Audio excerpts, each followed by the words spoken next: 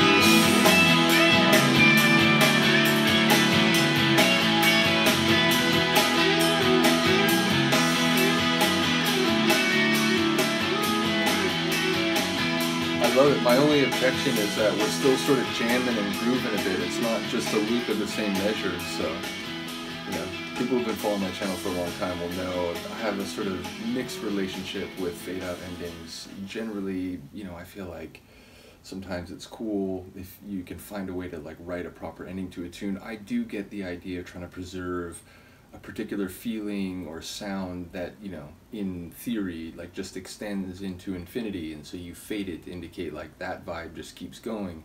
But again, if there's, you know, vocalizations or if there's, you know, guitar flourishes and so on going on, I feel like, hold on, don't fade it yet, like wait till that's done and then let's fade it. So either way, it was a cool tune, and it's one where when it started I felt like Gord was singing a bit more restrained, not quite talking or like spoken delivery, but much closer to that than like his normal, you know, extensions and again like quasi vibrato like tonal shifts.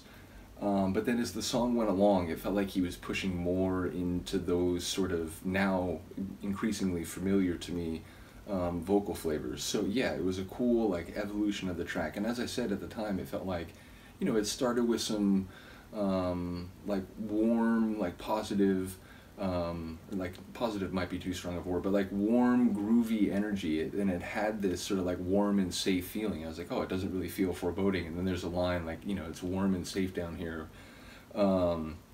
So I was amused by that, but then again it seemed to get like a little bit bigger, and the guitar got a bit heavier, a bit stronger, a bit more like power for the overall sound. It just felt like it kept growing, and then again by the end it's absolutely jamming. So I enjoyed the evolution of both the sonics overall and Gord's vocals in particular. It's weird, I caught like a number of lines and phrases. I still feel like I don't know what's going on.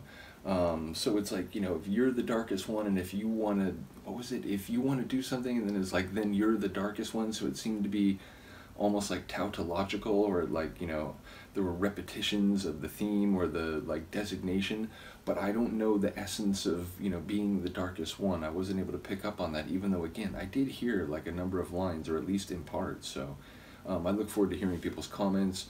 Also I appreciate it, you know, people have mentioned where these different songs come from, and yeah, ultimately it's just nice to get a sense of, you know, the overall arc of their career. So yeah, big shout out to all the people following the hip reactions. I do appreciate it, and I will continue to go through. I know it's, you know, a week or 10 days or so on between reactions, which is pretty much what all the deep dives are doing. Every once in a while I'll try to do a double. I'm not like set up to do it yet because I, you know, trying to plan out for each session, but perhaps the next time we come back for the hip I'll try to do a double. So look forward to that.